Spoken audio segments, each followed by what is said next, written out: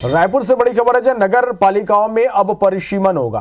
नगरीय निकाय चुनाव से पहले परिसीमन होगा, बदली जाएंगी कई पालिकाओं के वार्डों की सीमाएं।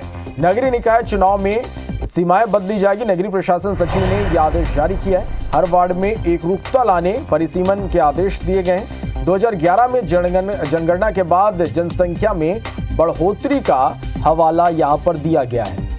संदीप हमारे संवाददाता फोन लाइन पर जुड़े हैं। संदीप, नगर पालिकाओं में अब परिसीमन होगा, क्या जानकारी है इस पूरी खबर पर? देखिए, आपको बता दें कि 2011 में जनगणना हुई थी, उसके बाद से जनगणना नहीं हुई है और यही कारण है कि जो वार्ड है उसमें अलग अलग जनसंख्या है, एकरूपता नहीं है, सीमाएं अलग अलग है। दिसंबर में आपको बता दें कि नगरीय निकायों का चुनाव होना है छत्तीसगढ़ में। आपको उदाहरण के लिए बता दें दर्शकों को कि कई नगर पालिकाएं हैं, जैसे रायपुर में परिसीमन के पहले किसी वार्ड में अगर 15,000 जनसंख्या थी तो उसके बाजू में 6,000 जनसंख्या थी। ऐसे में एकरूपता नहीं होती थी, चुनाव में पक्षपात और अन्याय की बात होती थी।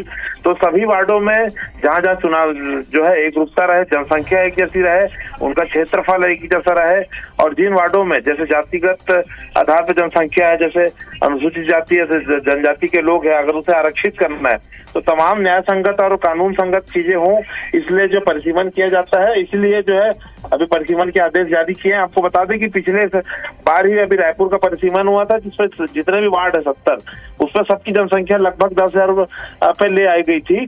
अंतर बहुत ज्यादा था।